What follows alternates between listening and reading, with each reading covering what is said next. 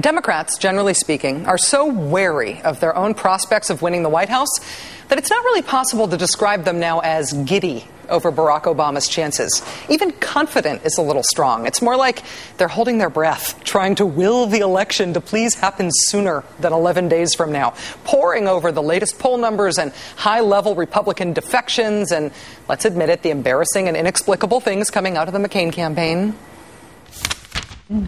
Down in money, down in the polls. We got them just where we want them. Sure you do, Senator. But wait a minute. This is more than just another inexplicable funny from Senator McCain. Think back to the year 2000, to that picture of George W. Bush at the governor's mansion in Austin on election night after Florida had been called for Al Gore. Remember how Bush looked like he didn't have a worry in the world? He sort of looked silly at the time for it. Well, consider this. John McCain sounds silly, but he also could be right. He will be fighting uphill for the next 11 days, undoubtedly. But he will be fighting. Today, Obama is off the trail in Hawaii with his ill grandmother. And McCain was in swing state territory, running through his talking points, greatest hits, to a very receptive and enthusiastic crowd of 4,000 in Denver.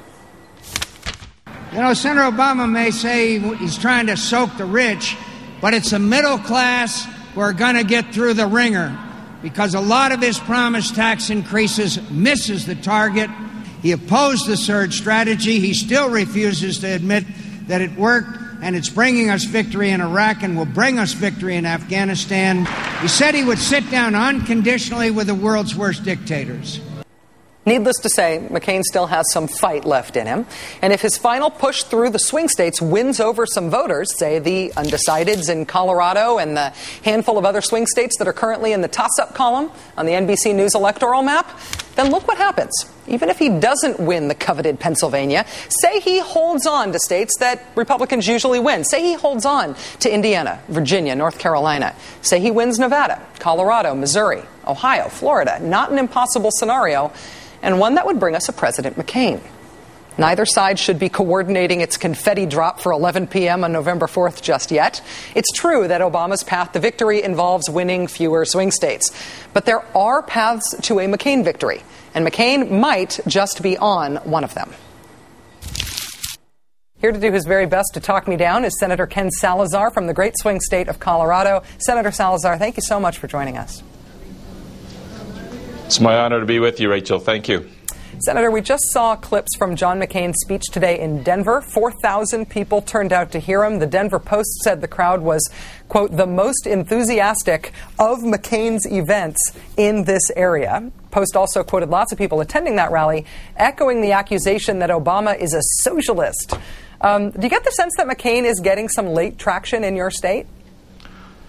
Not at all. We have just been in some of the 51 offices that we have around the state of Colorado for Barack Obama.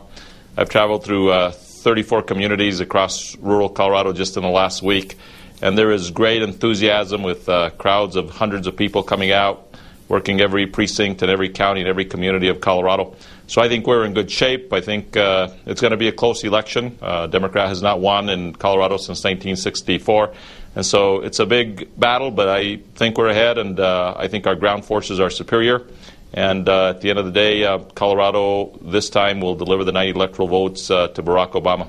How would you describe the difference in the ground game? What does it feel like? What does it look like at Colorado events? Yeah, Rachel, we are everywhere. The Obama Campaign for Change has offices in places that are almost unimaginable. In Alma, Colorado, Park County, a highly Republican county, at 10,600 feet. I was there just a few days ago. It was snowing. It is the highest Obama office in the land. And it's located in a rural community, a highly Republican community. But the people there in Park County are very confident that we're going to be able to pull this one across the finish line, even in that Republican county. So all across the state, what I have seen is an outpouring of engagement in this campaign like I have never seen in all prior presidential campaigns that I have been involved in. And I think that ground game, at the end of the day, has already delivered in some ways and ultimately will win. I mean, we have changed Colorado's political registration. In 2004, Democrats were down about 200,000 in Colorado because of the major voter registration efforts. We are now even with Republicans in this state.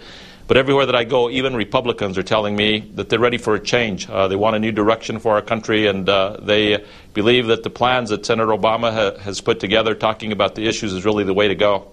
So I think we're going to win Colorado for Barack Obama.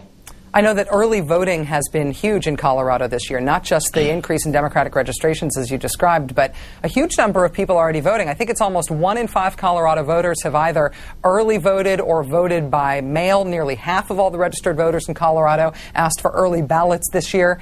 Does that change the dynamic of the race? Does that change the way that the candidates have to approach these closing days? It doesn't. It does indeed. You have to really believe that here in Colorado, the election started on the first day of early voting and will continue on till October 31st when early voting closes, as well as the mail-in ballots. I would expect that more than half of the people of Colorado will vote by the time we get to Election Day. And so our ground game with thousands of people involved, where we're actually tracking voters and chasing down ballots and making sure that people are getting to the polls and voting, I think is very important when you have this extended time for voting.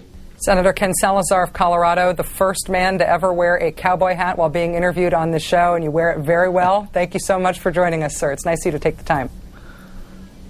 Thank you very much, Rachel.